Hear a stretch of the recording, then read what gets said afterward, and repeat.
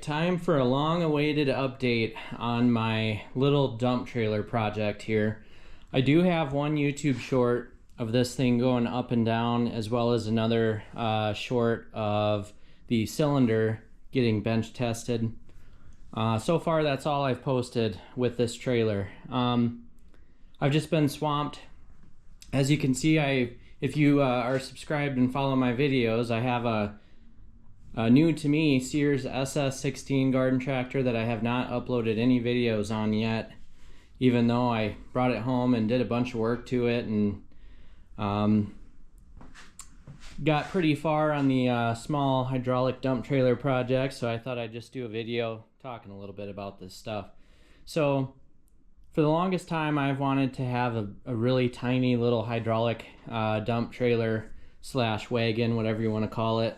I think they're cool. I do have a large dump trailer project I'm going to be doing in the future, so I thought before dumping a bunch of time and money into a dump trailer, I would start small. And I'm glad that I did, because it's been a learning curve. There's a lot more to dump trailer technology and fabrication than I even realized. But anyway, so these two are kind of a package deal. The only reason I bought the Sears SS16 is because my Case 220 and my Case 646 both have hitches that go up and down, and then my Case 646, I'm going to be using that to actually load this trailer, so I can't be pulling this trailer behind my loader tractor. So I wanted to find a decent sized garden tractor that would have a solid, setup on the back. I found this Sears. I've always loved Sears. I've had probably 15 or 20 different ones, maybe even more in the last 20 years. Always loved Sears. So I knew, it'd be easy to put a Predator engine on there, and I knew that I could make a really easy fixed height hitch. And the reason I wanted to do that is so then it would be tailor-made to pretty much keep the frame of this little trailer parallel with the ground. In fact, I actually built this hitch with the tongue of this trailer being a little bit higher, and it gives me a little more angle when dumping the box. Not much really to say about this Sears here, other than it had a 16 horse Onan on it that needed parts and time put into it. I got rid of that. I threw in my 8 horse Predator right away that was on my Bolins, and then it was on my Simplicity, and now it's on my Sears, and it's probably going to stay on here now. It took me, and I'm not even kidding, probably 10 minutes to custom fit this engine in there. If I would have went a little bigger and got a 420cc, it wouldn't have fit in there. This 8 horse fit in there perfect. I didn't have to cut anything or alter anything on the engine. The only thing I did have to do is I had to take a Sharpie and mark a couple holes for the engine. I had to drill 2 holes, and I made a wacky little rear engine mount thing here that just kind of goes underneath the frame. But anyway, it's in there. It's good and tight. It's lined up. I had to get a custom belt size. I went through probably 3 or 4 belts before I found one that I liked, and this thing shifts perfect. It's flawless. I do believe, and it obviously doesn't matter because you'd have to know where this engine was mounted to have it right, but in my case, I used a 5/8 by 80 inch V-belt. But anyway, so that's all taken care of and done. I ran a throttle cable and the kill switch wire up here, and it's barely held in there, but it's just kind of an emergency thing. If something happened while I was on it and I had to kill it, I can do that. And I was able to use the original throttle cable, so that was cool. No battery on this thing, no lighting, nothing. It's about as bare as you can get. It's got a good seat on it that I took off of the Simplicity Sovereign. I had to custom mount that seat on there. I took the rear wheels off of my Bolins, threw them on here. The Bolins and the Simplicity's gone by now. I pretty much parted them both out. They had issues, and I'm glad I did, because I had some good parts to put on the Sears. So anyway, oh, and then I made this hitch right here as well. out of just like junk scrap steel I had laying around. It's very, very raw, but it does what it needs to do, and that's all that matters. So that's pretty much everything with the Sears. It's getting really cold out now, and winter is fast approaching, so I'm not going to be painting it this year. But in the spring or next summer, I'd like to paint it and make it look really cool. And possibly put a hydraulic plow setup on it, but I haven't decided that yet. But for now, it's just for pulling. Enough about that. Now about this trailer. So I was actually going to make a completely custom little tiny pull behind trailer. And after pricing out the materials, the sheet metal, all the square tubing and everything, and the axle and tires, and it's like it was way too much. I wanted to try and do this as cheap as I could. So I found this somewhat vintage Sears pull behind wagon. That's a little larger than most of these tilt wagons that you see. It's a little bit longer. It's pretty close to 50 inches, I think, long. And that's great because my case 646, the bucket fits between the front of this box and the back of this box. So it will perfectly dump right into this little trailer. So it kind of fits along with my case 646. But anyway, I got this little trailer really cheap. I really didn't alter it too much other than I moved the axle back and I removed the tipping mechanism. It was a lock. You just hit it and then it would tip back on its own. It was a, kind of a gravity tilt type trailer.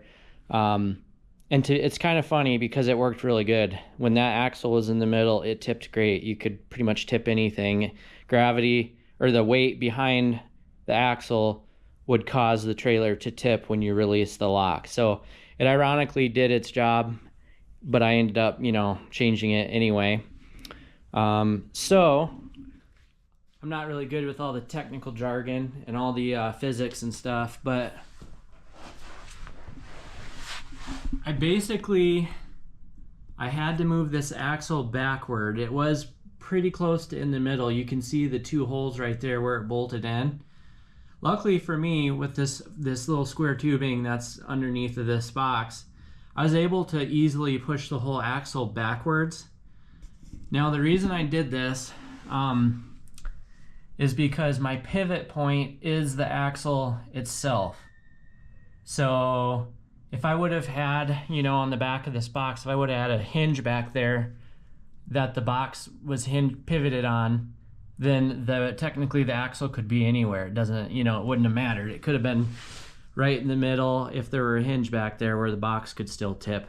But because this whole axle setup is the pivot point, I had to move that back. And I also had to kind of make as much room as I could for this cylinder. And by the way, this whole build right now is not anywhere near done. It is still being developed. It needs a lot of different things done, but this is just where I'm at this time. But kind of did a lot of dirty welding. It could probably use more welding and stuff, but I just haven't. I'm not done yet, so I'm trying to finalize certain things. But anyway, so I had to move that axle back, and the only downside to that is that the entire length of this frame, all the way to the tongue here, all the weight pretty much that's in this little trailer is going to be on that center support. And it's basically C-channel back there. And then I added an extension. I added some 2 by 2 inch by 2 inch square tubing to give it some more distance. But all the weight that goes in this little trailer is on that. And it needs to be supported more because it's very, very, it's pretty weak. I haven't had more than at least 300 or 400 pounds in this thing yet. And yeah, it was bending a little bit. It didn't like it. It probably was fine back when the axle was kind of in the middle of the box, because the weight behind the axle would lift up on the tongue a little bit, so you didn't have so much, raw weight on your hitch or the entire frame itself. But anyway, so that needs to be supported better. I even noticed like my battery and my battery mount and everything on this part right here. When you lift up on that battery mount, it twists that whole C-channel, so it's pretty it needs to be reinforced. And like I said, I'm still developing this thing. But anyway, so I kind of set this box up so then I could get a decent dump angle, and I'm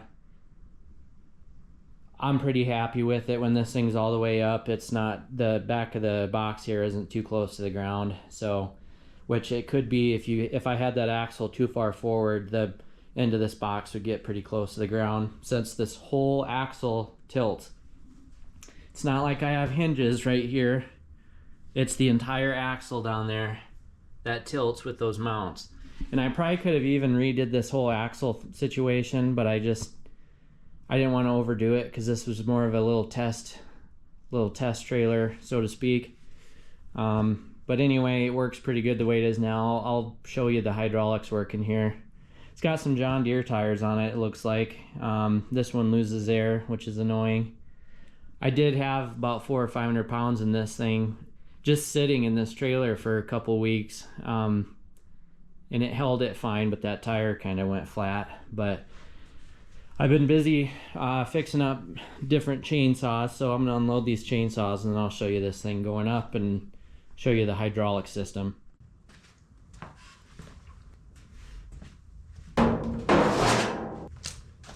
I'll just show you it going up here. Buttons right here.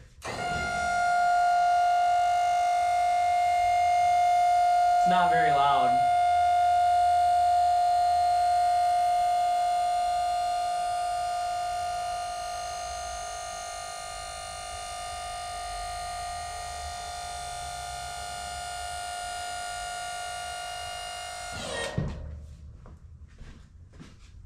Can't even remember what angle I have this thing at.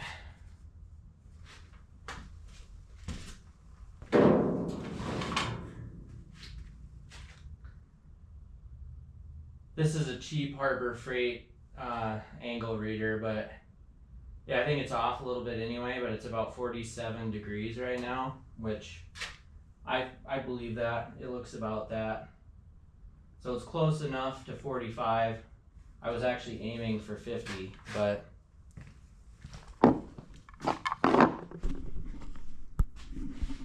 so like I said on the back here, see how close that gets to the ground? Probably maybe 8 or 9 inches or so. If that pivot point was any far forward on this box, depending on how much tilt you had with your cylinder set up, the back of this could get pretty close to the ground. Typically not a huge deal, you know, if it's not hitting the ground, but you also want enough distance that your material can fall out without kind of getting bunched up in the bottom of the box. But I'm pretty happy with it. So this is the heart of the whole thing. This thing is awesome. This here is a 12-volt hydraulic linear actuator. It's a really good alternative to using hydraulics in situations where you don't want to overdo the hydraulic system. So like this little trailer is a good example of that. There's no reason to have, you know, a 12-volt pump slash reservoir and then hoses and then, you know, a double act or a dual acting cylinder, and it's just, you don't want to have a gigantic system on something this small, and this linear actuator is a perfect thing to use in place of that. It's basically it's a 12-volt motor, pump, I assume some sort of reservoir in there, a certain amount of fluid, like the perfect amount of fluid, so you don't have a reservoir that's too big, you know, as if you had some different setup. But and then it has a valve or whatever, and it basically, it's a dual acting cylinder, so you just reverse the polarity to go up or down, and that is what this switch is for. This is the I don't know if they call it like a momentary switch or whatever, but it just reverses polarity. It says up and down on it, so I have it wired correctly, so when you hit up it goes up, hit down it goes down. But so this little cylinder here has a 12-inch stroke length on it, and then when it's folded down, this whole setup right here it's really tiny, and you wouldn't think that it would be that rigid, but it's actually a heavy duty little cylinder. It's surprisingly heavy, and I don't believe it, but it says it's rated for 4,400 pounds, so that's over 2 tons, which I don't believe that at all. I think that's total overkill. But if this thing would even do a quarter of that, if it would do 1,000 pounds of blunt force, actual force, then that would be pretty impressive out of something this size. I can't remember what I paid for this. It's literally been months since I started this project, but it was just a tad over 200 bucks or just a tad underneath. I can't remember. But you can find these for like 185 bucks on eBay. I actually think these are more expensive on Amazon, which is weird because usually Amazon's cheaper. But these are awesome. They got hard lines on there. You don't have any rubber hoses to dry out and crack and break. I will put a link to this. I'll try to find a good deal on these on Amazon, and I'll put a link in the description if you want one of these. But they're really, really cool. Over this winter, I'm not going to be using this trailer, so I'm actually going to remove this, and I'm going to be using this cylinder to try to do other projects. Like I want to make my own scissor lift, custom made to this linear actuator. So if need be, I can always get another one, leave one on this trailer, use this, use another one on another project. I want to learn how the scissor lifts kind of work, because right now the setup I'm doing is there's a term for it, like a deadlift or something like that, where literally the cylinder is just doing all the lifting. There's not really any mechanical advantage other than the location where the end of the ram is mounted, if that makes sense. So scissor lifts, hoists, whatever you want to call them, just kind of, you can have a shorter stroke length, but then have a lot of power, and that scissor can open up really far and really dump well. And I have a scissor lift. I bought it sitting outside of my garage right now. Be looking into that soon too. I've been doing all kinds of hydraulic stuff, but anyway, one of the reasons I'm really glad I did this on this scale is finding the perfect spot to mount this cylinder was so difficult. It was much more difficult than I thought it would be, because you run into a million different problems. One of the big ones is the location of the end of your ram on the box itself, because everybody knows when it comes to leverage, the farther away from that pivot point, the more leverage. So in theory, if I had a telescopic hydraulic ram that went straight to the end of that box, that would be the best case scenario for lift power. Obviously this is small, so it's not a huge deal on this, but the further in, the closer you get to that pivot, the worse your leverage gets. And I had to bear that in mind, but then I also had to remember 12-inch stroke length for this linear actuator was the longest I could find at the time. I think they make them longer than that now. They're kind of expensive, but all I had to work with was a 12-inch stroke length, and then of course the length of the cylinder itself. So I had to figure out where to mount this thing, where to mount the end of that ram, so then it was in a good spot where it could still close up all the way, go all the way down with the cylinder completely retracted, because you want to use 100% of your cylinder. You don't want to let your box down and then still have a little bit of cylinder exposed, because you're missing out on some, power or whatever there. Anyway, so I finally, as you can see, I took a grinder to that quite a bit, and I moved this mount a few times, and that's why it is booger welded in there so bad. I had to cut that and grind it a few times to kind of find a perfect spot. What happened, and all this was not being recorded, I should have recorded it, but I didn't. But what happened, and it's kind of funny, I had mounted onto this, put those mounts, put the cylinder on that, and then I had this in a different location, and I put it all together with the box up in the air, and when I let it down, the end of this box where it sets down on the frame was like right there, so it wouldn't close all the way, and you obviously can't have that. When you're putting material in it, it'll be bending, and you don't want that. So I did all this welding, and then it wouldn't even go down all the way. And then if you have your cylinder retracted all the way and the box down, and you weld it there first, so then 100% that the cylinder will close all the way, if you get the end of the ram in the wrong spot, then when you open that up, you could have your box only open at 20 degrees, you know, if you do it wrong. So a lot of stuff going on here, and that is why I'm glad I did this small stuff first. And I'm still not done. I want to learn more about this placement. I've been reading up on blogs and all kinds of different resources on the internet, and there's a lot to it. One thing I did read, and originally, if you can see, there's paint ground off right there. Originally, I was going to have the base of this cylinder, well, right down there, and then going upward and facing away from the pivot point. I read that it's much better to do it this way. And there's reasons for that, and there's positives and negatives doing it that way. You can either put a ton of stress on your box or a ton of stress on the frame of your trailer. Kind of got to pick and choose based on your application. Your stroke length makes a huge difference. How much frame you have to work with, how much space. I mean, there's a lot of things going on there, but I basically read that going towards, having your cylinder go out towards the pivot point, or towards the, in this case it doubles as the axle, but going towards the pivot point is better than going away from it. And somebody had said something about, you know, if you want an example of that, look at an open gate, like a cattle gate. If you try to close that at the hinge, it's going to be difficult compared to closing that gate as far away from that hinge as you can get. That's leverage, basically, and it makes sense. But anyway, so the way I kind of mounted it is it worked out. My dump angle is good. I think it has decent power, decent leverage. It's obviously not perfect because it's, you know, it's a ways away from the end of that box, which is the farthest distance from the pivot point. But this is what I came up with, and I think I'm pretty happy with it.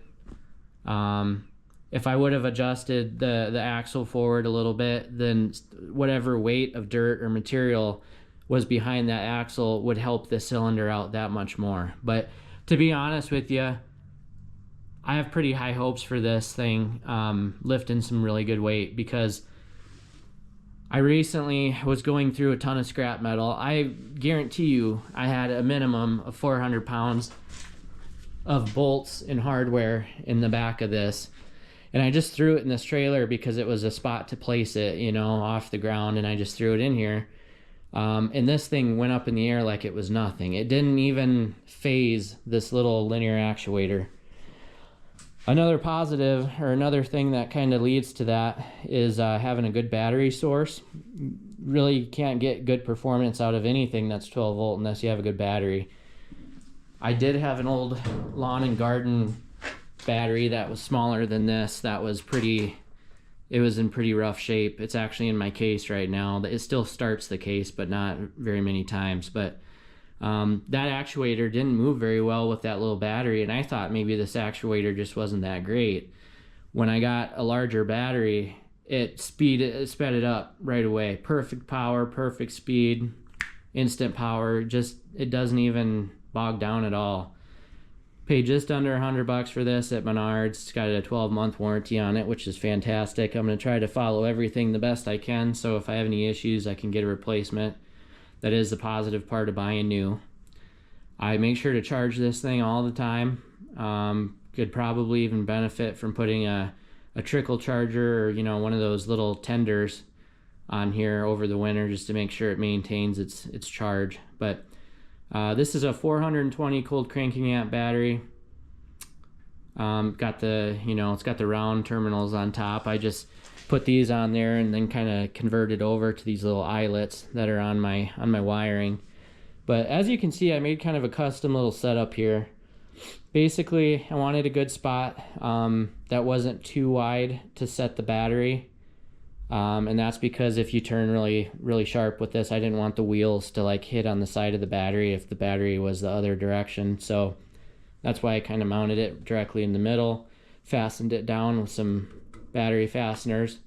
The black and red wire that came with this linear actuator was really long. I didn't cut it. I just coiled it up and stuck it in there, zip tied the crap out of it. I didn't want to cut that. It's good wire. So like I said earlier, I can always use this actuator in a different application or do testing with it or whatever, so I didn't want to, you know, destroy the wiring.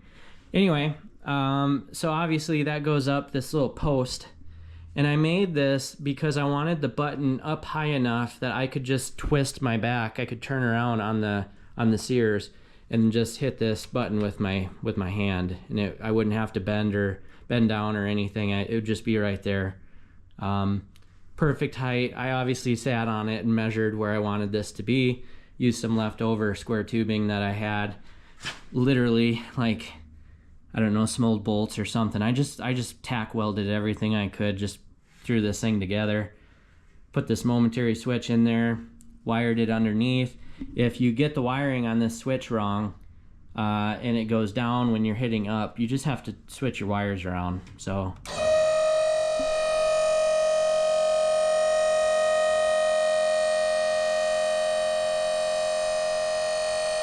it's noisy, but it's not like insanely loud or anything.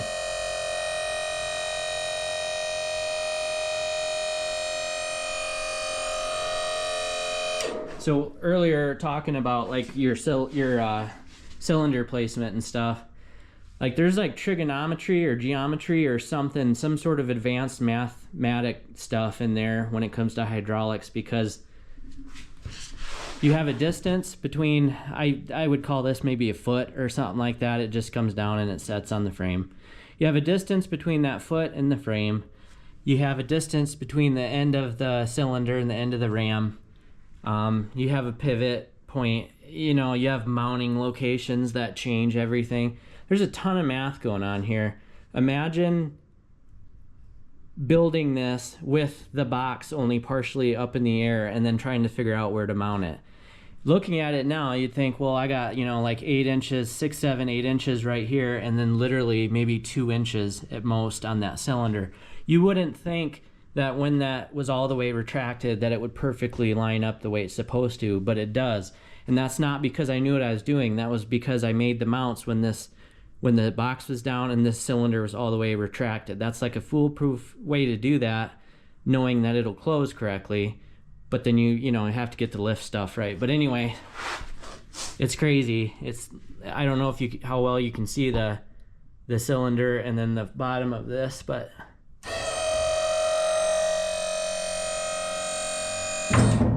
pretty cool. Very fascinating. It's pretty advanced for my mind, at least. So working on this type of stuff has been kind of a headache, but yeah. So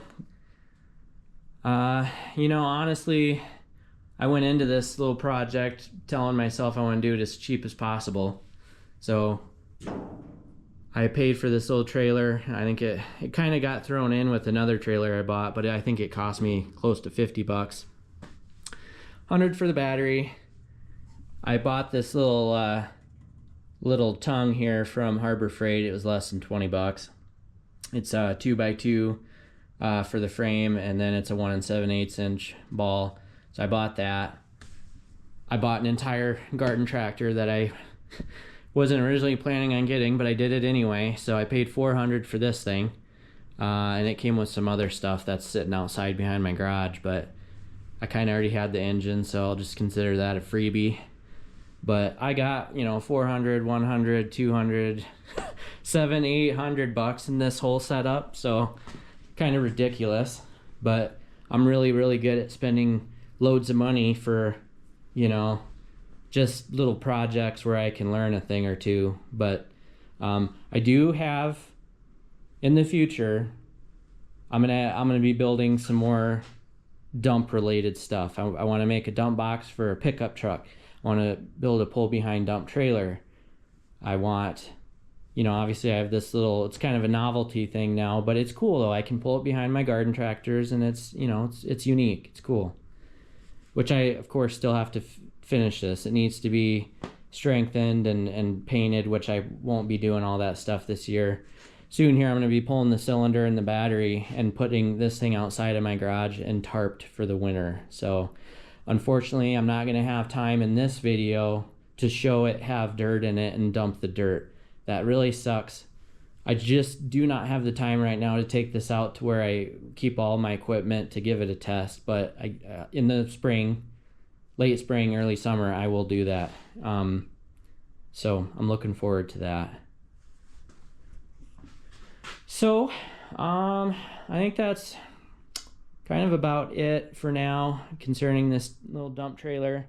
Kind of the same with a lot of my other projects. This year's is probably going to go outside and just be tarped for the winter. I'll put some stable in the fuel and, you know, kind of just put it away for the year. It's getting very cold very fast here in Iowa in the United States. Might have a few nice days left this year, but you never know. But anyway, I'll put the cylinder, the momentary switch, maybe even the tongue part there in the description if you kind of want to do a little project like this. In case you're wondering, because I'm sure somebody will probably ask, what is this little thing sticking off the side?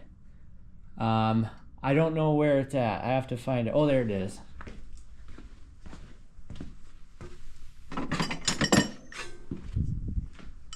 So this was a failed idea that I had.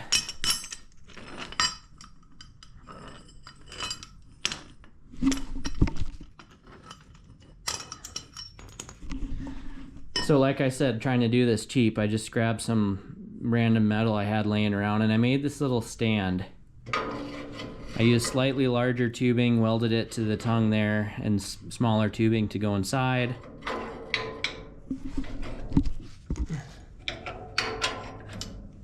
And yes, it does work. You can turn it sideways and have it pretty much parallel with the frame of this thing, kind of underneath the battery box. Because I don't like setting trailers in the dirt. Some people just drop them right in the mud, and then you get mud and rust and crap in your trailer mechanism here, and that drives me crazy. So you got to at least put it on wood or have, you know, a jack stand or a trailer jack or whatever. So this idea works fine, but it's not going to go all the way down right now, but because I made it too tall. But when this thing is perpendicular to the frame, the weight of this battery like bends this. That's how heavy the battery and the tongue of this trailer is. So I'm not going with this idea. I actually need to cut that off or come up with a better design for this. I just didn't want to, even though you can find them cheap, I just didn't want to buy a tiny little trailer jack, because even a small trailer jack on this little trailer looks huge. So in case you were wondering what that was, that's what it was. But anyway, stay tuned. I promise I'll have more on this thing in the spring. If anyone has any questions or comments or anything, be sure to let me know. Sorry I haven't had a lot of videos lately, but I'll try to make some more YouTube shorts to kind of show what I'm working on and film when I can. But yeah, if you haven't already, please subscribe, and thank you so much for watching.